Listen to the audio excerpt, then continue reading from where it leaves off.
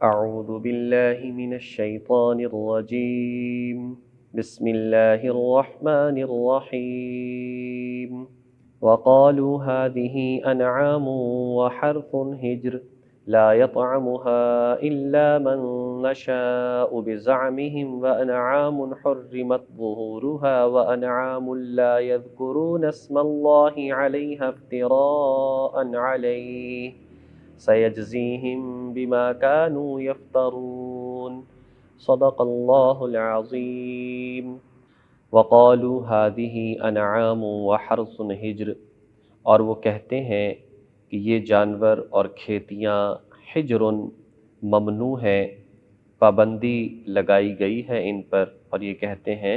کہ ان کھیتیوں اور چوپایوں پر پابندی لگا دی گئی ہے۔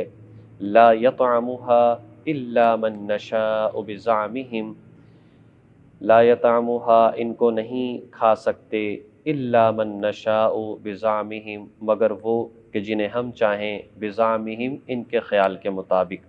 ان کے خیال کے مطابق انہیں کوئی نہیں کھا سکتا مگر صرف وہ لوگ جنہیں یہ لوگ خود چاہیں گے۔ وَأَنْعَامٌ،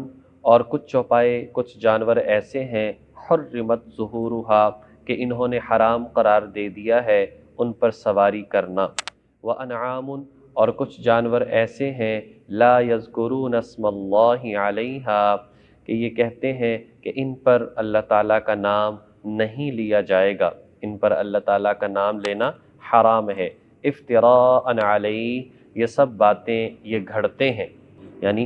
نسبت کرتے ہیں علیہ اللہ تعالیٰ کی ذات پر، یہ جھوٹی باتیں ہیں جنہیں یہ اللہ کی طرف منسوب کرتے ہیں۔ سیجزیہم، عن قریب ان کو اس کا بدلہ دیا جائے گا، بما کانوا یفترون، جو یہ لوگ باتیں گھڑتے ہیں، جو باتیں یہ اپنی طرف سے گھڑتے ہیں، بناتے ہیں، اللہ کی طرف جھوٹ کی نسبت کرتے ہیں، تو انہیں عن قریب اس کا ضرور بدلہ دیا جائے گا۔ اس آیت کریمہ میں جیسا کہ پچھلی آیات کے اندر بات چل رہی تھی کہ مشرکین مکہ بہت سارے شرک کی قسموں کے اندر پڑے ہوئے تھے، یہاں بھی شرک کی کچھ اقسام ذکر کی ہیں، اور اس میں سے یہ ہے کہ یہ لوگ اپنی مرضی سے کچھ جانوروں کو، کچھ کھیتیوں کو حرام قرار دے دیتے اور کہتے کہ یہ کھیتیاں اور یہ جانور سبھی کے لیے حرام ہیں، پھر اپنی ہی مرضی سے جس کے لیے چاہتے ان کے لیے کہہ دیتے کہ ہاں فلاں کے لیے حلال ہے، فلاں بت کا جو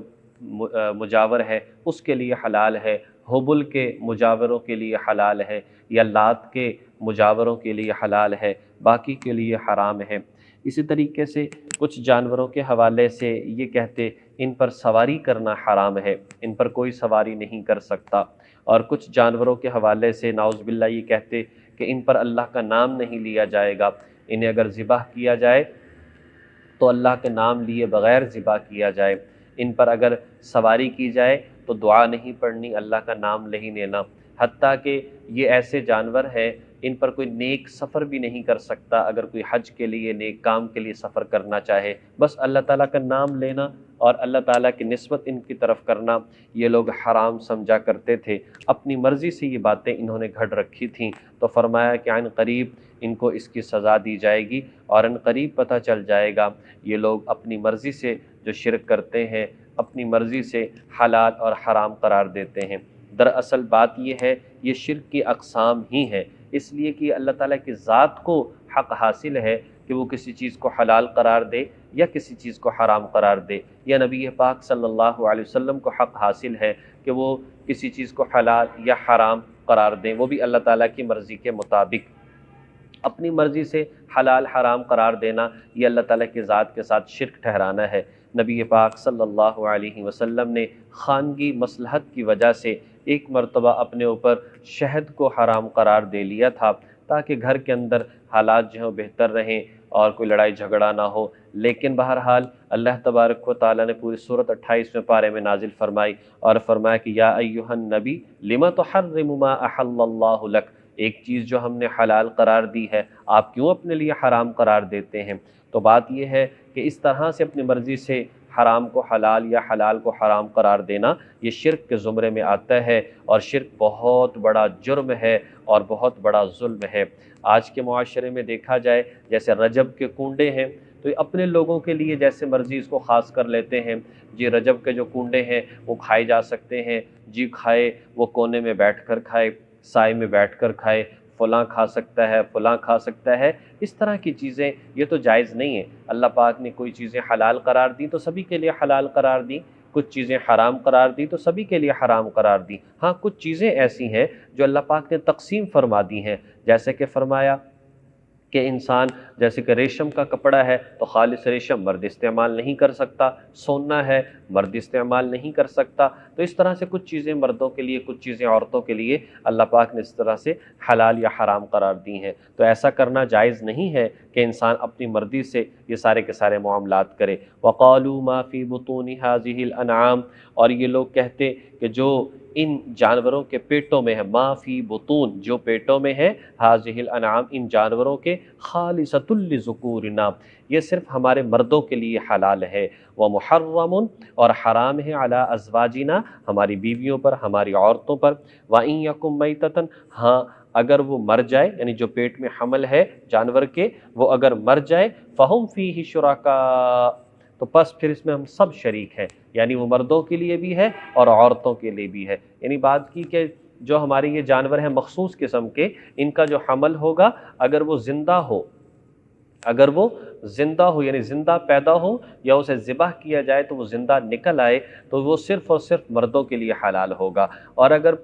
بچہ پیدا ہو اور وہ مرا ہوا ہو یا جانور کو ذبح کرے تو اس صورت میں جو ہے وہ اندر حمل جو ہے مر چکا ہو، پھر چاہے مرد استعمال کریں یا عورتیں استعمال کریں، یہ ان کے لیے جائز ہے۔ سَيَجْزِيهِمْ وَصْفَهُمْ تو اللہ تعالیٰ فرماتے ہیں جو باتیں یہ بنا رہے ہیں اللہ ان کو عن قریب اس کا پورا پورا بدلہ دے گا، سیجزیہم ان کو عن قریب اس کا بدلہ دے گا، وصفہم جو باتیں یہ گھڑتے ہیں اور بناتے ہیں، انہ حکیم علیم بے شک اللہ تعالیٰ جو ہے بڑا حکمت والا ہے، ہر بات کا جاننے والا ہے، فوراً پکڑ نہیں کرتا، فوراً سزا نہیں دیتا، لیکن جانتا ہر بات کا ہے۔ یہ مت سمجھے کہ اللہ تبارک و تعالیٰ ان کے اعمال سے بے خبر ہے۔ قد خسر الذین قتلوا اولادہم سفہا وہ لوگ بڑے ہی نقصان میں پڑ گئے، بڑے ہی خسارے اور گھاٹے میں ہیں، قتلوا اولادہم جنہوں نے اپنی اولادوں کو قتل کیا، سفہا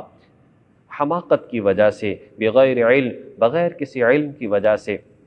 یعنی اس میں اس رسم کی طرف ذکر کیا، یہ لوگ کہا کرتے تھے جس کے بیٹے پیدا ہوتے رہیں جب 10واں پیدا ہوگا تو چاہیے کہ اسے ذبح کر دیں، اور بہت ساروں کو مفلسی کے ڈر سے انہوں نے قتل کر دیا، بہت ساری بچیوں کو زندہ درگور کر دیا، تو سبھی کی طرف اشارہ کیا اپنی اولادوں کو قتل کرنا بہت بڑا جرم ہے، یہ لوگ بڑے خسارے میں ہیں۔ نبی پاک صلی اللہ علیہ وسلم کے والد حضرت عبداللہ یہی رسم چل رہی تھی کہ 10واں بیٹا ہوگا تو اسے ذبح کیا جائے گا، تو 10ویں نمبر پر حضرت عبداللہ پیدا ہوئے تو بس ذہن بنا کہ جن کو ذبح کرنا چاہیے، اور یہ بڑے خوبصورت بھی تھے، تو پھپھیاں جو ہیں وہ آڑے آ گئیں، دیکھو اتنے پیارے خوبصورت بیٹے کو ذبح کر رہے ہو، مت کرو، اس کی جگہ پر جو ہے کچھ فدیہ یا دیت یا کوئی ایسی چیز جو ہے وہ ادا کر دو، لہذا پھر 100 اونٹ وہ چلتے چلے گئے، اور اس طریقے سے جو ہے کہا جی کہ چلے 100 اونٹ ان کی جگہ پر جو ہے وہ ذبح کیا جائیں گے، تو اسی بات کو یہاں پر بیان کیا ہے، وَحَرَّمُوا مَا رَزَقَهُمُ اللَّهُ افْتِرَاءً عَلَى اللَّهِ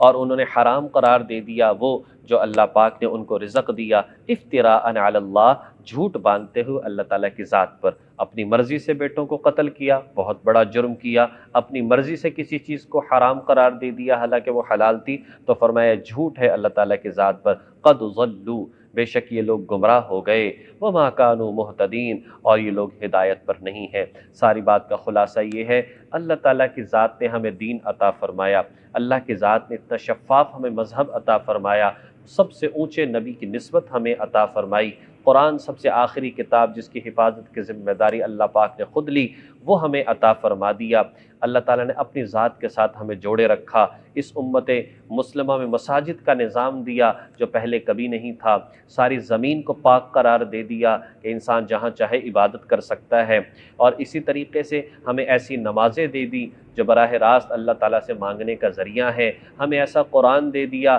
انسان تلاوت کرے ایسے لگتا ہے جیسے اللہ تعالیٰ کی ذات ہم سے باتیں کر رہی ہے، اتنا پیارا دین دیا جو محفوظ ہے، ایسے صحابہ دیے جنہوں نے حضور کی ایک ایک ادا کو محفوظ کیا۔ تو ایسا پیارا جب ہمیں دین دیا ہے، یہ تو بڑی بدقسمتی ہے انسان ایسے پیارے دین کو چھوڑ کر اور خیالی اور رسمی اور دیکھا دیکھی کی باتوں میں پڑ جائے۔ سمجھدار انسان وہ ہے جو حقیقت پر عمل کرے، سمجھدار انسان وہ ہے جو شریعت پر عمل کرے، سمجھدار انسان وہ ہے جو ہر اس کام کو کرے جس سے اس کی آخرت بنتی ہے، ہر اس کام سے بچے جس سے اس کی آخرت بگڑتی ہے، اس لیے کہ یہی ہمارا مقصد ہے۔ اللہ پاک ہمیں ان باتوں کو سمجھ کر عمل کرنے کی توفیق نصیب فرمائے۔